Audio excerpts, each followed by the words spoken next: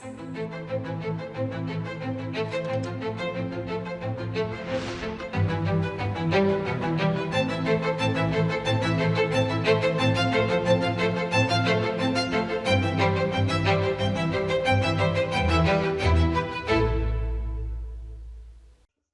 વહાલા દેશવાસીઓ, નમસ્કાર. મન કી બાતમાં આપ સૌ સાથે ફરીથી જોડાઈને મને ખૂબ જ આનંદ થાય છે. 2026નું અડધું વર્ષ વીતવા આવ્યું છે. આ 6 મહિનામાં આપણે મન કી બાતમાં દેશવાસીઓની અનેક સિદ્ધિઓ વિશે ચર્ચા કરી છે. જૂન મહિનામાં પણ દેશે કેટલીક એવી સિદ્ધિઓ મેળવી છે જે દરેક દેશવાસીને ગર્વથી ભરી દે છે. આ સફળતા દેશની સુરક્ષા અને આત્મનિર્ભરતા સાથે જોડાયેલી છે. હાલમાં જ મને કોલકાતામાં નૌકાદળના એક કાર્યક્રમમાં સામેલ થવાનો અવસર મળ્યો. ત્યાં આઈએનએસ દુનાગિરી, આઈએનએસ સંશોધક અને આઈએનએસ અગ્રયને ભારતીય નૌકાદળના કાફલામાં સામેલ કરવામાં આવ્યા. આ જહાજોની બનાવટ અને ઉત્પાદન બધું જ સ્વદેશી છે. મિત્રો, જૂન મહિનામાં વિમાન ક્ષેત્રમાં પણ દેશે મોટી સફળતા મેળવી. C295 આ વિમાન ભારત નિર્મિત અને C295 વિમાને પોતાની પહેલી ઉડાન પૂરી કરી છે. અને આવા 40 વિમાનો ભારતમાં જ બની રહ્યા છે. આનાથી એમએસએમઈ અને એરોસ્પેસ ક્ષેત્રને નવી શક્તિ મળી છે, રોજગારી વધી છે અને આત્મનિર્ભર ભારતનો સંકલ્પ મજબૂત થયો છે. આ મહિને ડીઆરડીઓએ એક સ્વદેશી લાંબા અંતરની ક્રૂઝ મિસાઇલનું સફળ પરીક્ષણ કર્યું છે, જે જમીન પરથી હુમલો કરવા માટે સક્ષમ છે. આને ડીઆરડીઓની પ્રયોગશાળા અને ભારતીય ઉદ્યોગ ભાગીદારોએ સાથે મળીને બનાવી છે. એટલે કે આજે દરિયાથી લઈને આકાશ સુધી આપણું ભારત હવે વધુ સુરક્ષિત અને આત્મનિર્ભર બનવા લાગ્યું છે. મિત્રો, જૂન મહિનામાં એક બીજું આયોજન થયું જેમાં આખી દુનિયા ભારતના પ્રયાસો સાથે જોડાઈ અને એ હતો આંતરરાષ્ટ્રીય યોગ દિવસ. આ વખતે દુનિયામાં 2500થી વધુ સ્થળે યોગના અનેક કાર્યક્રમો થયા. આપણા દેશમાં કરોડો લોકોએ અનેક સ્થાનો પર યોગના કાર્યક્રમોમાં ભાગ લીધો. આ મહિને અમદાવાદ શહેરમાં જે બનાવ બન્યો હતો, વિશ્વ યોગાસન ચેમ્પિયનશિપની પણ ખૂબ ચર્ચા થઈ, જેમાં ભારતે કુલ 114 પદક જીત્યા, જેમાં 102 સુવર્ણચંદ્રક સામેલ છે. ભારત આ ચેમ્પિયનશિપની પદક યાદીમાં પ્રથમ ક્રમે રહ્યું. વિજેતા બનેલા તમામ ખેલાડીઓને હું ખૂબ ખૂબ અભિનંદન પાઠવું છું. મારા વહાલા મિત્રો, કોઈ પણ રાષ્ટ્રનો સાચો આત્મા તેના પોતાના લોકો જ હોય છે. અને જ્યારે એ દેશના નાગરિકો કોઈ સંકલ્પ લઈ લે છે, તો પછી દુનિયાની કોઈ પણ તાકાત તેમને પોતાના નિર્ધારિત લક્ષ્યથી ડગમગાવી શકતી નથી. રાષ્ટ્ર નિર્માણમાં લોકોની ભાગીદારીની આ જ તાકાત છે. ભારતની આ બહુ મોટી મૂડી છે અને આ જનભાગીદારીનો આપણે વારંવાર અનુભવ કરી રહ્યા છીએ.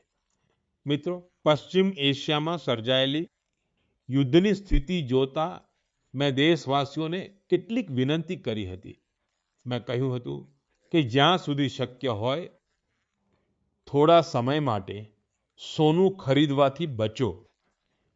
લોકોને વિદેશમાં રજાઓ ગાળવાનું ટાળવા કહ્યું હતું. મેં લોકોને કાર પુલિંગને પણ પ્રોત્સાહન આપવા અપીલ કરી હતી. મેં ખેડૂતોને રસાયણ મુક્ત ખેતી માટે ખેતર બચાવવા અને કુદરતી ખાતર વાપરવાનો આગ્રહ કર્યો હતો.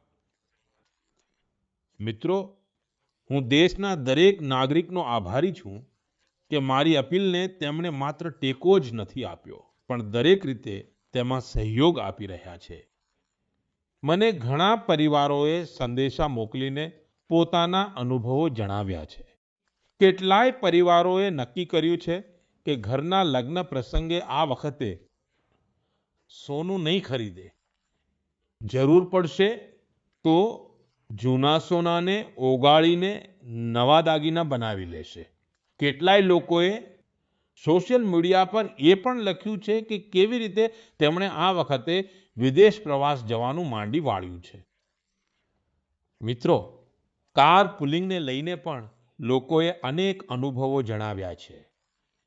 જે લોકો દરરોજ એક જ દિશામાં પોતપોતાના વાહનો લઈને જતા હતા, તેઓ હવે સાથે જવા લાગ્યા છે. લોકો શક્ય હોય ત્યાં સુધી બસ અને મેટ્રો વાપરે છે, જેનાથી પેટ્રોલ ડીઝલની બચત થાય છે. એ જ રીતે દેશના વિવિધ ભાગોમાં કુદરતી ખાતરનો વપરાશ વધવાના સમાચાર પણ મળી રહ્યા છે. મિત્રો, મને આનંદ છે કે આ વૈશ્વિક સંકટનો આપણે ભારતીયો સાથે મળીને સામનો કરી રહ્યા છીએ. મને વિશ્વાસ છે કે જનભાગીદારીની આ શક્તિ આપણને મજબૂત અને સફળ બનાવશે. મારા વાલા દેશવાસીઓ, આપણા દેશમાં જન્મદિવસ, લગ્ન કે પારિવારિક પ્રસંગોની સાથે જ આખા સમાજ માટે પણ એ ઉત્સવ હોય છે. દરેક પરિવાર ઈચ્છે છે કે તેની ખુશીઓ બીજા લોકો સાથે પણ વહેંચાય. લોકો મહેમાનોને ભેટ પણ આપે છે. મિત્રો, મહારાષ્ટ્રના નાંદેડમાં એક પરિવારે પોતાની ખુશીઓ વહેંચવા માટે એવું કામ કર્યું છે જે આજે ચર્ચાનો વિષય બની ગયું છે. અહીં નાંદેડના બહાદુરપુરા ગામમાં પેટકર પરિવાર રહે છે. આ પરિવારે વિચાર્યું કે જો ખુશી વહેંચવી જ હોય તો એવી વસ્તુ આપવી જોઈએ જે મુશ્કેલ સમયમાં કોઈ પરિવારનો સહારો બને. પોતાના ઘરે લગ્નના પ્રસંગે આ પરિવારે ગામના લગભગ 3,500 લોકો માટે અકસ્માત વીમાની વ્યવસ્થા કરી. દરેક વ્યક્તિને 1 લાખ રૂપિયાનું વીમા કવચ આપવામાં આવ્યું. આ પહેલ પાછળની ભાવના ખૂબ જ હૃદયસ્પર્શી છે. પરિવારે જોયું હતું કે અકસ્માત પછી પરિવારોને આર્થિક મુશ્કેલીઓનો સામનો કરવો પડે છે. આવા સમયે એક નાની મદદ પણ ઘણો મોટો ટેકો બની જાય છે. મિત્રો, સરકાર દેશના કરોડો પરિવારો સુધી સુરક્ષાનું કવચ પહોંચાડી રહી છે. પ્રધાનમંત્રી સુરક્ષા વીમા યોજના હેઠળ માત્ર 20 રૂપિયાના વાર્ષિક પ્રીમિયમ, એટલે કે એક વર્ષના માત્ર 20 રૂપિયાના પ્રીમિયમ પર 2 લાખ રૂપિયા સુધીનો અકસ્માત વીમો મળે છે. અત્યાર સુધી આ યોજનાથી 58 કરોડથી વધુ લોકો જોડાયા છે, જેમાં લગભગ 28 કરોડ આપણી માતાઓ, બહેનો, દીકરીઓ, મહિલાઓ છે. આ યોજનાથી પીડિત પરિવારોને હજી સુધી જે હિસાબ મળ્યો છે, 3,700 કરોડ રૂપિયાથી વધુની સહાય મળી ચૂકી છે. મિત્રો, એવી જ રીતે પ્રધાનમંત્રી જીવન જ્યોતિ વીમા યોજના પણ એટલી જ મહત્વની છે. જો કોઈ વ્યક્તિનું દુઃખદ અવસાન થાય તો આ યોજના હેઠળ તેના પરિવારને 2 લાખ રૂપિયાનું વીમા કવચ આપવામાં આવે છે. તેનું વાર્ષિક પ્રીમિયમ માત્ર 436 રૂપિયા છે, એટલે કે દિવસનો માંડ ₹1.5. આ યોજના સાથે અત્યાર સુધી 27 કરોડથી વધુ લોકો જોડાયા છે. આ યોજના અંતર્ગત દેશના આશરે 11 લાખ પરિવારોને લગભગ 22,000 કરોડ રૂપિયાની સહાય મળી ચૂકી છે. આ આંકડા ઘણા મોટા છે. આ આંકડાઓની પાછળ લાખો પરિવારોની પોતાની આગવી વાર્તા છે. ક્યાંક કોઈ માતાને બાળકોનો અભ્યાસ ચાલુ રાખવામાં મદદ મળી ગઈ. ક્યાંક કોઈ પત્નીને ઘરની જવાબદારીઓ સંભાળવાનો ટેકો મળી ગયો.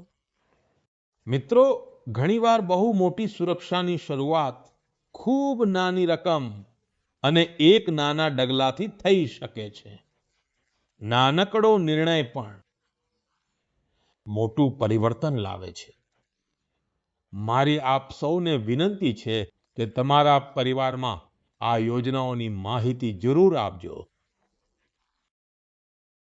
મારા વાલા દેશવાસીઓ, મન કી બાતમાં હવે વાત કરીએ એક એવા વિષયની જે હજારો વર્ષોથી પણ જૂનો છે. હજારો વર્ષોથી માનવ સમાજમાં ઘર કરી ગયો છે. આ વિષય છે અંધશ્રદ્ધાનો. અંધશ્રદ્ધા ઘણીવાર માત્ર ખોટી માન્યતા નથી હોતી, તે ડર પેદા કરે છે. જ્યારે ડર મન પર હાવી થાય ત્યારે માણસ સત્ય જોવાનું જ બંધ કરી દે છે. અંધશ્રદ્ધામાં ડૂબેલા લોકો પછી તર્ક વગર, સત્ય જાણ્યા વગર એવા નિર્ણયો લે છે જેનું મોટું નુકસાન થાય છે.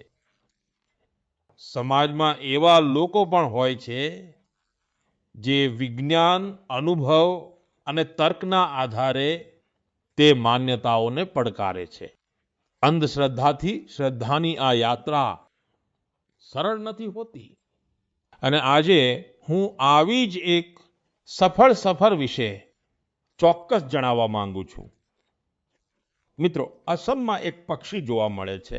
તે પક્ષીનું નામ છે હરગિલા. હરગિલા એક દુર્લભ પક્ષી છે તે કુદરતને સ્વચ્છ રાખવામાં મહત્વની ભૂમિકા ભજવે છે. પરંતુ અસમના કેટલાક વિસ્તારોમાં લાંબા સમય સુધી તેને અશુભ માનવામાં આવતું હતું.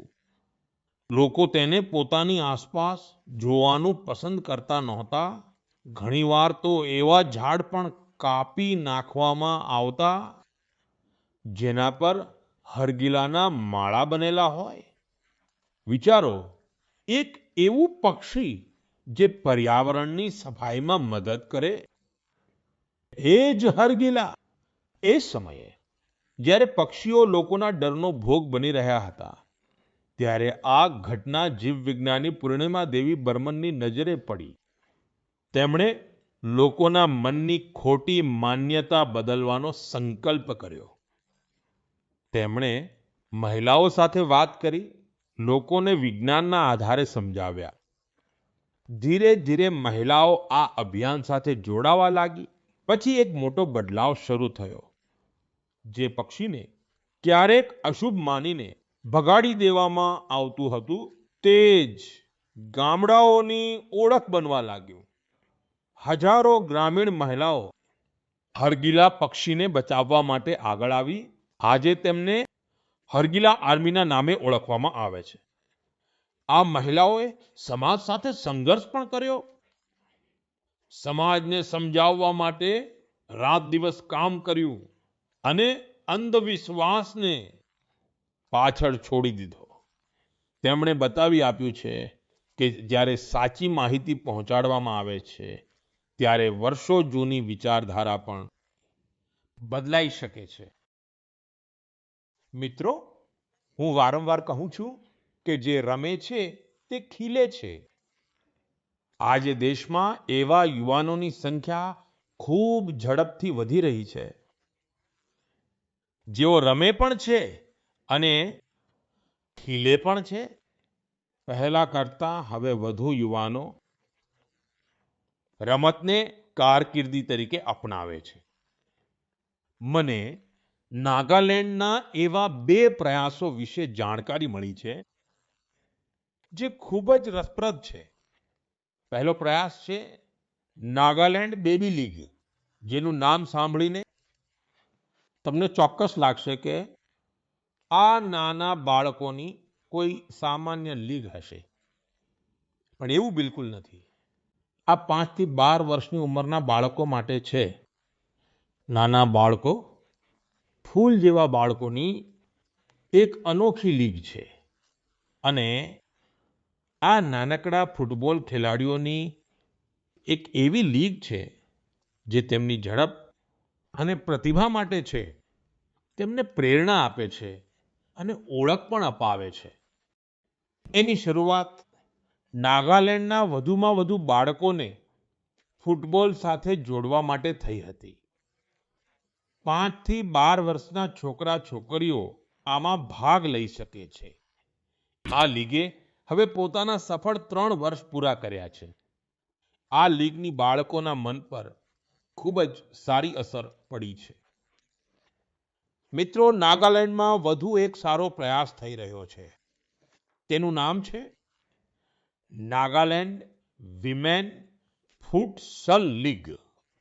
કદાચ તમારા માટે આ ફુટસલ એક નવું નામ હશે. હું જણાવું કે ફુટસલને ઇન્ડોર ફૂટબોલ પણ કહેવાય છે. આમાં એક ટુકડીમાં ફક્ત 5 ખેલાડીઓ જ હોય છે. મેદાન પણ ફૂટબોલ કરતા ઘણું નાનું હોય છે. આથી ખેલાડીઓએ ઝડપી નિર્ણય લેવા પડે છે. તેમણે પોતાની આવડત અને કૌશલ્યનો વધુ સારો ઉપયોગ કરવો પડે છે. નાગાલેન્ડની વિમેન ફુટસલ લીગ આપણી દીકરીઓને પોતાની પ્રતિભા બતાવવાની એક ઉત્તમ તક આપી રહી છે. હું આવા પ્રયાસો માટે નાગાલેન્ડના લોકોની પ્રશંસા કરું છું. આવા પ્રયત્નો દેશના અન્ય ભાગોને પણ પ્રેરણા આપે છે. મિત્રો, આ ટેકનોલોજીનો યુગ છે. દરરોજ નવા સંશોધનો થઈ રહ્યા છે. નવા એઆઈ આવિષ્કારો સામે આવી રહ્યા છે. આ સમયમાં એક પ્રશ્ન ખૂબ જ મહત્વનો છે. લોકોની સર્જનાત્મકતાને કેવી રીતે જાળવી શકાય? નવી ટેકનોલોજી સાથે આગળ વધતી વખતે આપણે આપણા મૂળિયા સાથે કેવી રીતે જોડાયેલા રહીએ? આ પ્રશ્નોનો ઉકેલ શોધ્યો છે નાલંદા નામની વિદ્યાપીઠે. હજારો વર્ષ જૂની આપણું નાલંદા વિશ્વવિદ્યાલય હવે નવા અવતારમાં ભારતનું ભાગ્ય ઘડી રહ્યું છે. 2 વર્ષ પહેલા મને નાલંદા વિશ્વવિદ્યાલયના નવા પરિસરના લોકાર્પણનો અવસર મળ્યો હતો. નાલંદા વિશ્વવિદ્યાલયે શાસ્ત્રાર્થની આપણી પ્રાચીન પરંપરાને ફરીથી જીવંત કરી છે. શાસ્ત્રાર્થ માત્ર પોતાની વાત રજૂ કરવાનું માધ્યમ નથી.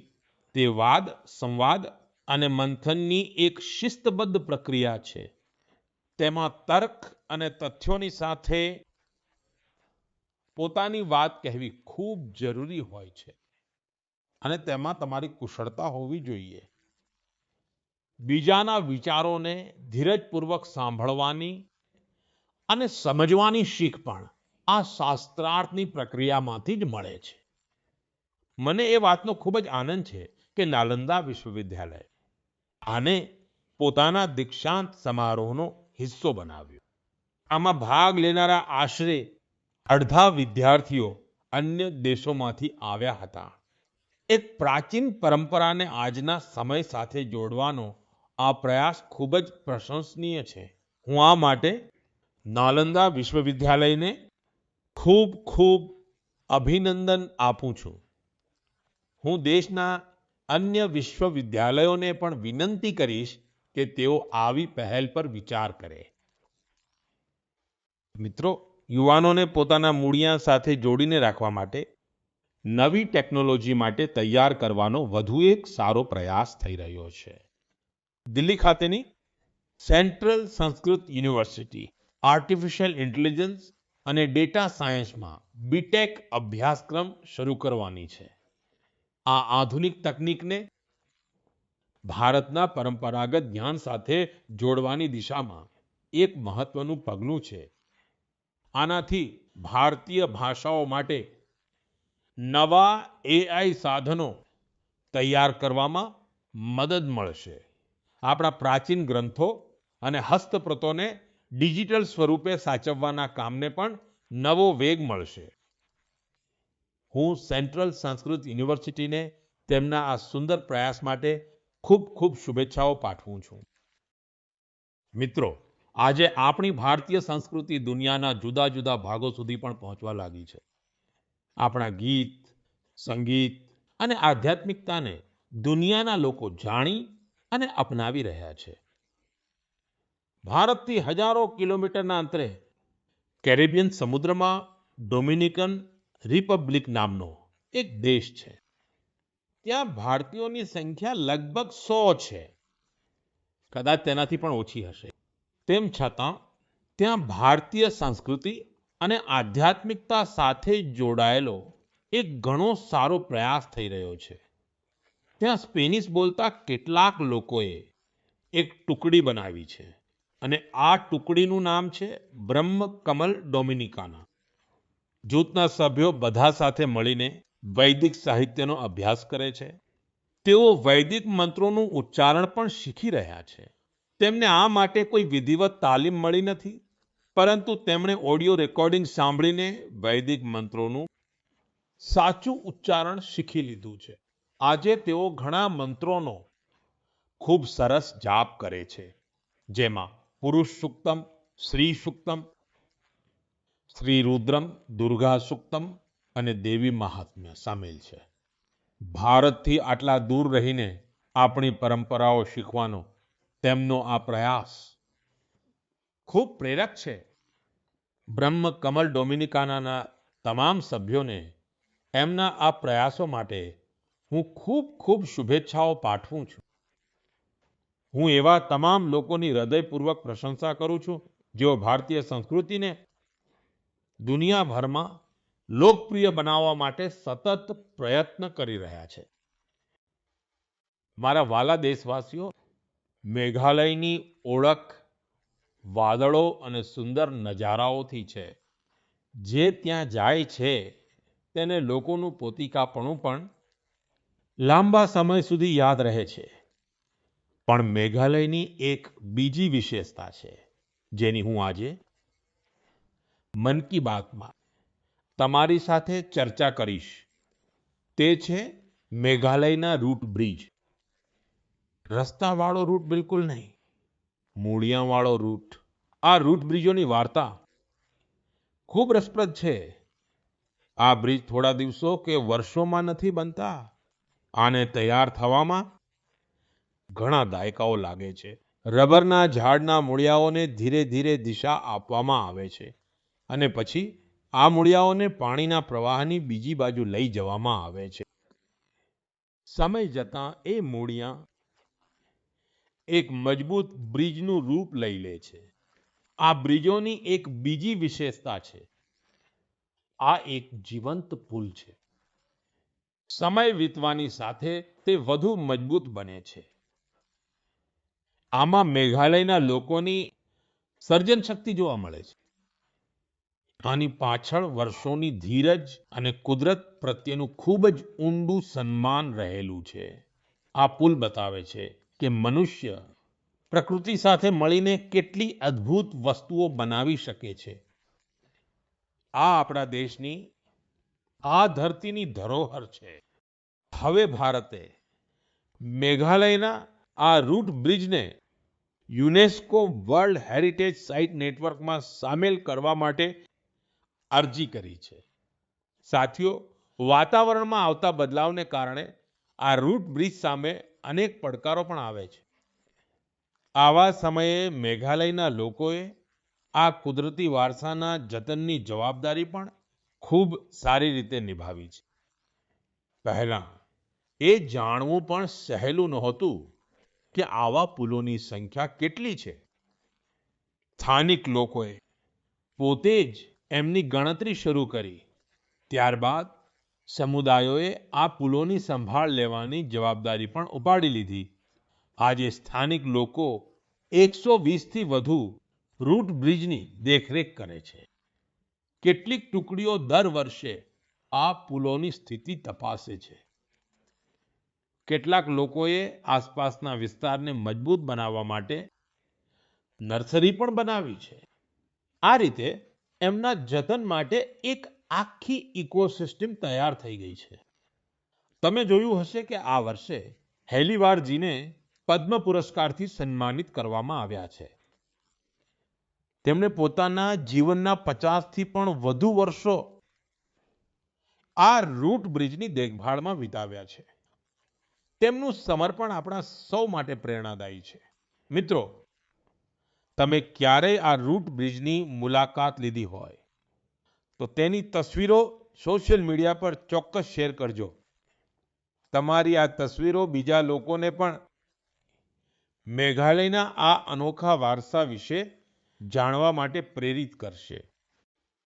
મારા વાલા દેશવાસીઓ, આપણે સૌ ઈચ્છીએ છીએ કે આપણું ગામ સાફ સુથરું હોય, આપણું શહેર સુંદર દેખાય, પણ ભાગ્યે જ ઊભા રહીને એવું વિચારવામાં આવે છે કે આપણી આસપાસ જે કચરો ભેગો થાય છે તેને કોણ સાફ કરે છે? મોટા ભાગના લોકો માનીને ચાલે છે કે આ બીજાની જવાબદારી છે અને તે જ સફાઈ કરશે. પણ આપણી વચ્ચે એવા લોકો પણ હોય છે જે પોતાના વિચારોથી આપણને ખૂબ પ્રેરે છે. મને મધ્યપ્રદેશના રાજગઢ જિલ્લાના બ્યાવરાની કેટલીક બહેનો વિશે જાણવાની તક મળી. તેમણે આસપાસના પ્લાસ્ટિક કચરાને હટાવવાનો સંકલ્પ કર્યો. તેમણે એવું ન વિચાર્યું કે કોઈ બીજું આવીને બદલાવ લાવશે. તેમણે પોતે જ શહેરમાંથી પ્લાસ્ટિક અને ખાલી બોટલો ભેગી કરવા માંડી. ધીરે ધીરે આ પ્રયાસ આગળ વધ્યો અને પછી તે પ્લાસ્ટિકને ઇકો બ્રિક્સમાં ફેરવવામાં આવવા લાગ્યું. આજે આ ઇકો બ્રિક્સથી જાહેર સ્થળોને સુંદર બનાવવામાં આવે છે. રાજગઢમાં છેલ્લા કેટલાક મહિનાઓમાં સેંકડો કિલો પ્લાસ્ટિકને રિસાયકલ કરીને તેનો સારો ઉપયોગ કરવામાં આવ્યો છે. એટલે કે જે પ્લાસ્ટિક પહેલા શહેરમાં પ્રદૂષણ ફેલાવતું હતું, આજે તે જ આ બહેનોના પ્રયાસથી શહેરની સુંદરતા વધારવામાં ફાળો આપી રહ્યું છે. હું બ્યાવરાની તમામ બહેનો અને આ અભિયાન સાથે જોડાયેલા સાથીઓને અભિનંદન આપું છું. મારા વાલા દેશવાસીઓ, મને ઘણા લોકોએ પત્ર લખીને એક ખાસ વિષય પર વાત કરવાનો સૂચન મોકલ્યું છે. આ વિષય ગણેશ ઉત્સવ સાથે જોડાયેલો છે.